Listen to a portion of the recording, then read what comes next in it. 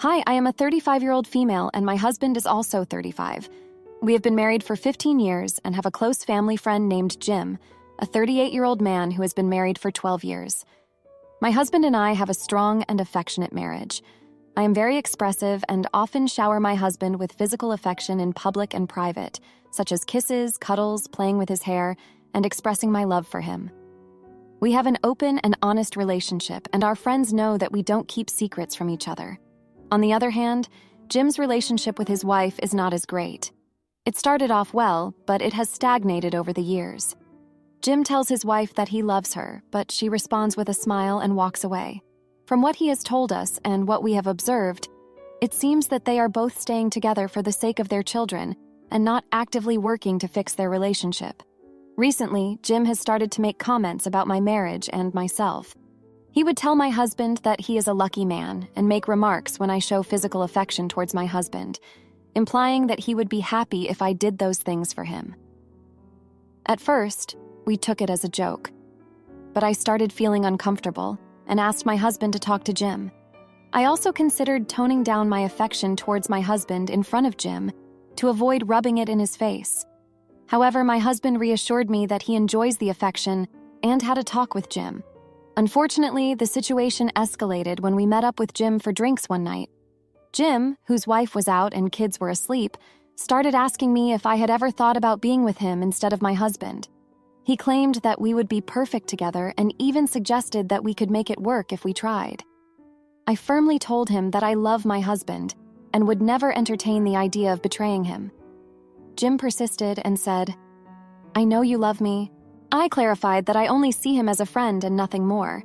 Later, I told my husband what happened and he promised to talk to Jim about it. The next morning, Jim's wife contacted us to inform us that he wanted a divorce. She said that Jim had mentioned his feelings for me before and that they had stayed together for the kids. Jim eventually showed up later that day and confirmed that he had left his wife and wanted to talk to me about our supposed connection. I made it clear to him that I will not engage in that conversation while he is still married and asked him to leave. His wife later apologized and admitted that the divorce should have happened years ago. However, some of our friends believe that I am at fault for indirectly encouraging Jim to leave his family by not rejecting him more firmly. Jim has not contacted us since then, but he has been active on social media, posting about camping and his divorce. I am torn and uncertain whether I did the right thing. My husband believes that Jim and his wife are better off apart and that they will prioritize their children during the divorce. He also believes that staying together for the children's sake while neglecting their relationship would do more harm than good. So, Reddit, am I the bad person here? Should I have handled the situation differently? Now, for a few comments before the update. Comment 1. Girl, there's a high chance that he may try to unalive your husband. He gave up the house because he thought he was moving into yours. As the divorce process goes on, he's going to get angry at you. Shouldn't because it's his own fault, but he's crazy. Over the money he's about to lose. He's going to blame you. And you said you wouldn't consider it while married, so he could make you no longer married. You need to tell him you don't like him. Stop pointing him towards people to hurt. Be direct that you won't ever be with him, ever, for any reason. And don't ever hang out with him again. Never be around him alone. Get cameras for the house. He will have nothing but time to build up anger towards you and, by extension, your husband. Your husband needs to be vigilant because he may get physically hurt. Not the idiot.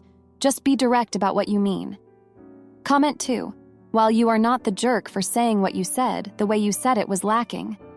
I will not have this conversation while you are married implies that you will have the conversation when he is not.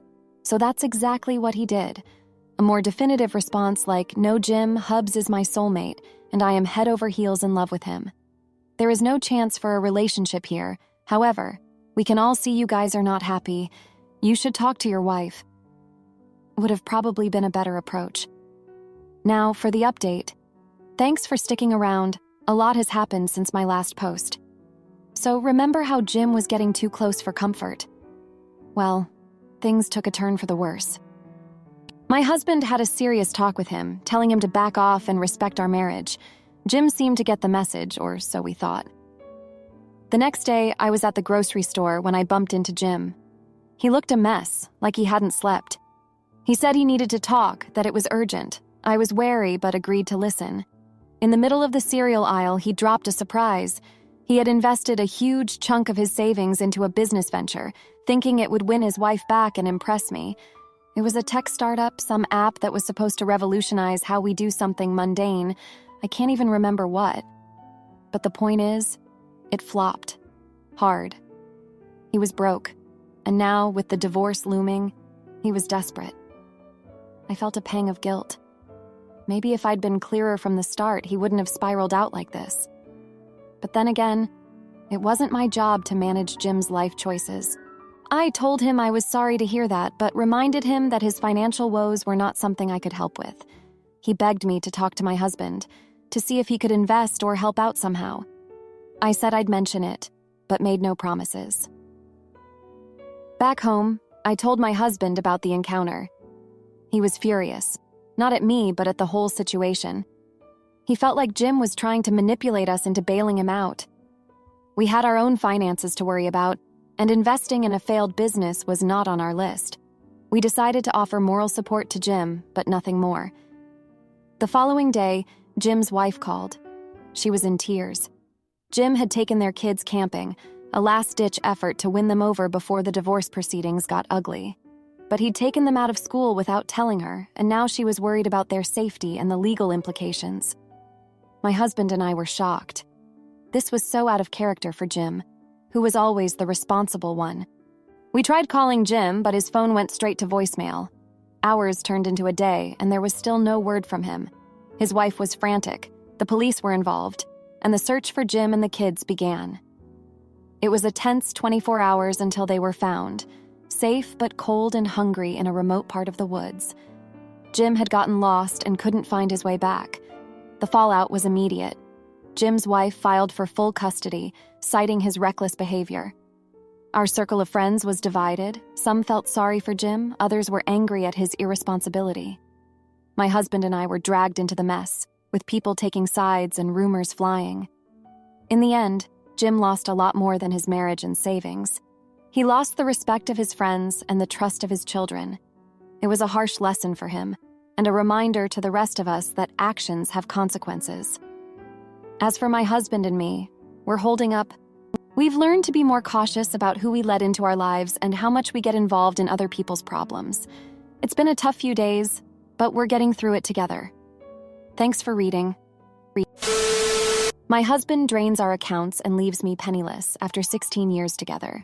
So I expose his affairs and make him pay every penny back. My 43-year-old husband and I have been together over 16 years, but have only been married for 2 of them. I met him when he was a graduate student, and I was a writer at a local arts magazine with a very limited budget. Upon graduation, he moved to New York to work for an investment banking firm, and we moved there together. My husband is multilingual, speaks French and Spanish like a native, and German at a working proficiency level.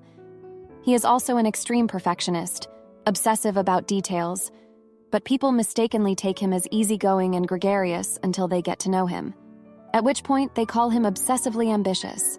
However, it has done wonders for his career, and he has worked in high-paying positions across the world, including London, Germany, and most recently Argentina. He was always too busy to set a date for our wedding until 2 years ago. I signed a prenuptial agreement and even signed away any claim to more assets based on marital conduct that could be perceived as fault. However, after seeing how he continued to be friends with men who treated their wives horribly as they dealt with age-related health issues, I started seeing my husband differently. One of his banker friends recently, at 47 years old, settled down and had a baby with his 25-year-old wife. Meanwhile, there have been rumors about how my husband has been seen around with other women and how he's the one who bought this or that woman designer gifts. He gets annoyed when I talk about how these rumors upset me, but he has told friends he still wants children, 2 or 3 children in the future. But he called me entitled when I brought up IVF or adoption. He asked why I felt I deserved to use money to have kids when millions of 20-year-olds get pregnant for free. We had an agreement where I had access to 2 accounts that we paid household expenses and extras out of. He would deposit money into them semi-regularly, but recently that has virtually stopped. Then I woke up one day to find that the accounts that usually have over $5,000 in them at all times each have less than $100 in each of them. I knew in my gut something was wrong. I am entitled to 10% of his assets post-marriage upon divorce, plus all the gifts he gave me. Yet all I had access to was less than $200. I ended up driving to a consignment store with my handbags and was giving them information on the bag/proof of purchase. I left to decide whether to give it to them to sell or to shop them around. 2 days later, my husband comes in furious and says he knows I've been trying to sell the bags. He goes on a long rant about me being pathetically predictable like the other housewives who also tried to sell bags when they wanted to leave their husbands. When I asked where the money was, he refused to tell me but told me I needed to trust him.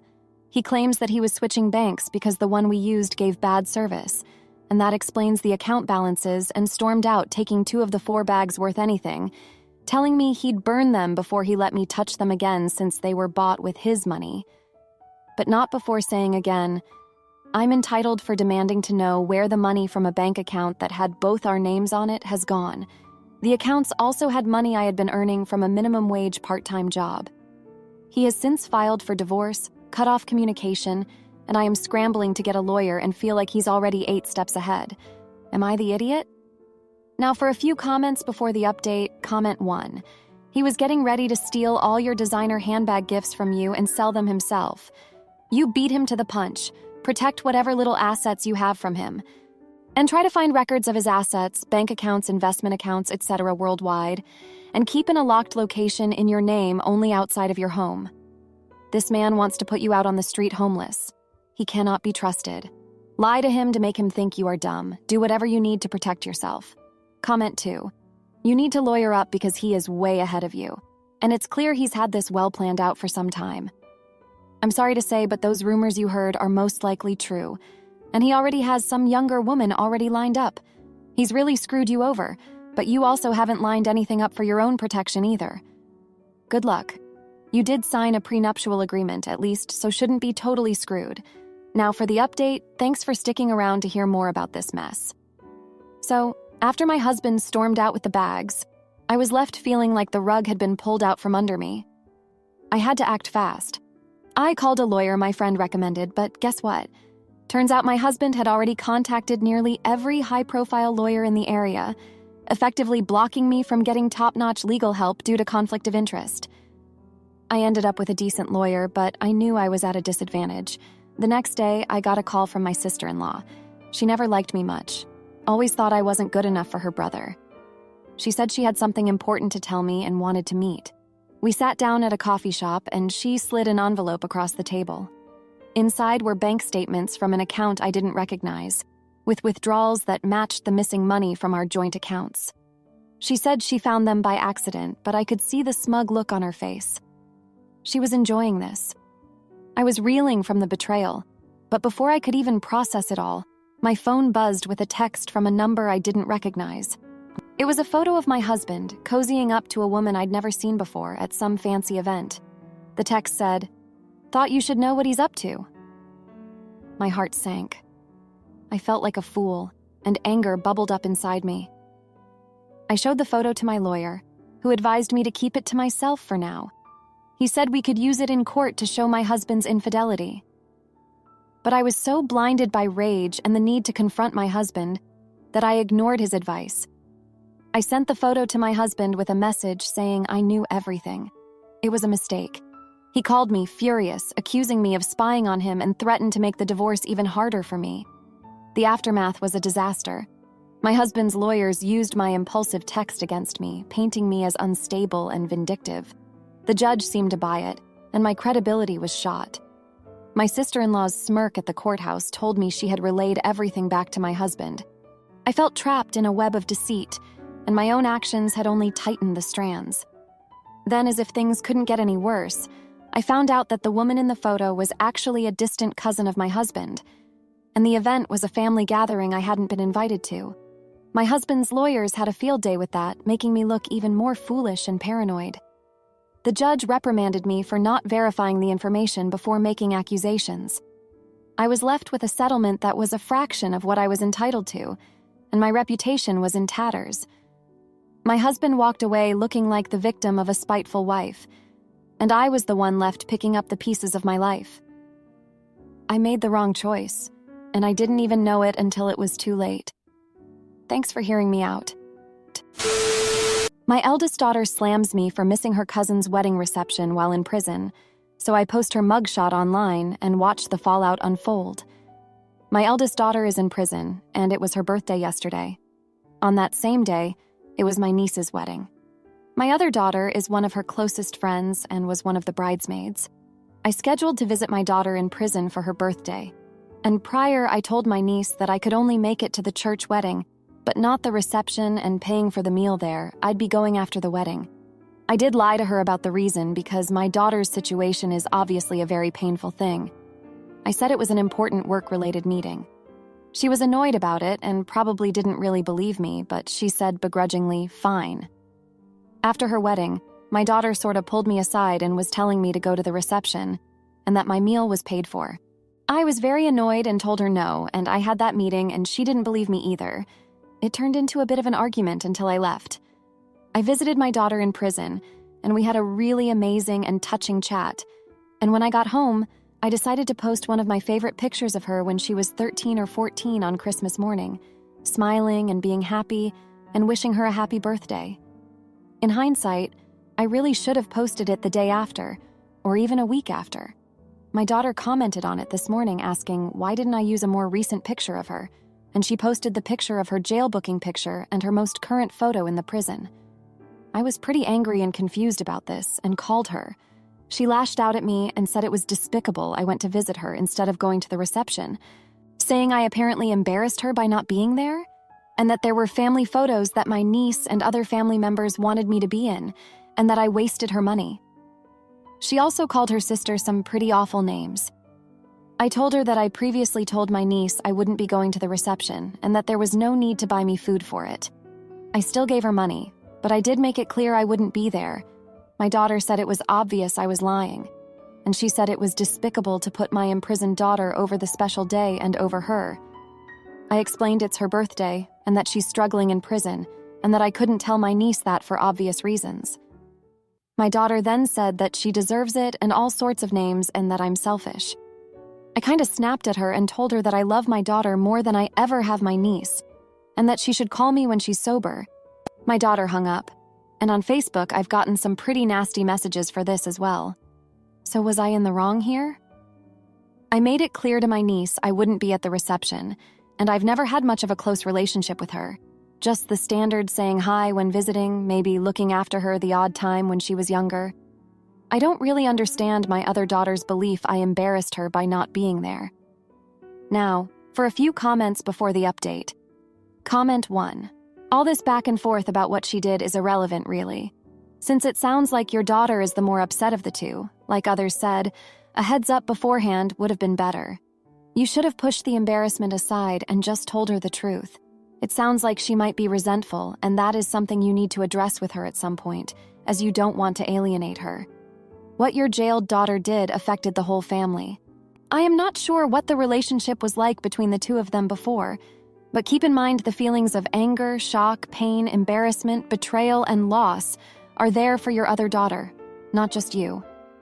Consider therapy if she is willing. Comment 2. There is no reason to go after this man because you do not agree with him. I have never heard anything so judgmental in my life. I just watched a documentary about a teenager who ended the life of his teenage sister. The parents still visit him. It's not about condoning the behavior, it's about love. Good parents will always love their children no matter what the child does. You can absolutely hate what they've done and still love them. Both feelings can exist at the same time. OP is allowed to help comfort his child. Everyone here knows nothing about their life except this. Ye without sin cast the first stone. Now, for the update. Thanks for sticking around for more of my story. So, the past 2 weeks have been interesting to say the least. Just when I thought things couldn't get more complicated, life threw me a curveball. After the whole mess with my daughter's birthday and my niece's wedding, I thought I could breathe a little. But no, my eldest, the one in prison, she's been having a rough time. She got into a fight with another inmate. It was bad enough that they put her in solitary for a week. I was worried sick. I mean, she's my kid, no matter what she's done or where she is. Meanwhile, my other daughter, the bridesmaid, she's been giving me the cold shoulder. She's been close with my niece since they were kids, and she took her side. Said I embarrassed the family by not showing up at the reception. I tried to explain, but she wouldn't have it. She even went as far as to say that maybe I was showing favoritism towards her sister. That stung. Then, out of nowhere, my job started to get shaky. The company's been losing money, and they started talking about layoffs. I've been there for over 20 years, and the thought of losing my job now, with everything else going on, it was just too much. But here's where things got really tough. My niece, the bride, she reached out. She said she wanted to talk. I was hesitant, but I agreed. We met up at a little coffee shop where she used to work in high school. She told me she was pregnant. I was shocked. She said she didn't want to tell anyone yet because it was early, but she needed family support. She was scared, and despite our recent issues, she thought of me as a second dad. I was torn. My job was on the line, my daughters were at odds with me, and now this. I had to make a choice. I could either focus on trying to save my job, mend things with my daughters, or be there for my niece during her pregnancy. I decided to take a leap of faith. I took a voluntary severance package from work. It was a hard decision, but it gave me a bit of a financial cushion. I used some of that money to hire a good lawyer for my eldest daughter. Maybe we could appeal her case or at least get her out of solitary. With my newfound free time, I started to mend fences. I talked to my other daughter, heart to heart. I apologized for any hurt I caused and explained my side. It took time, but she started to come around. We agreed to go to family therapy together. It's been helping. And my niece, I've been there for her. Doctor's appointments, late-night cravings runs, you name it. She started to rely on me, and it's brought us closer. It's like I'm rediscovering a part of the family I'd put at a distance. The biggest surprise came just a few days ago. My eldest daughter called me from prison. She'd heard about what I'd done for her and about the baby on the way. She was calmer, more reflective. She apologized for lashing out and said she was proud to have me as her dad. That meant the world to me. So yeah, it's been a hectic couple of weeks. I've lost some things, but I've gained so much more. Family's complicated, but at the end of the day, it's worth every effort. Thanks for reading. If you liked this video, you'll probably like these too. Also, while you're here, please consider subscribing. It's your support that keeps this channel alive and allows me to make better and longer videos. Have a great day!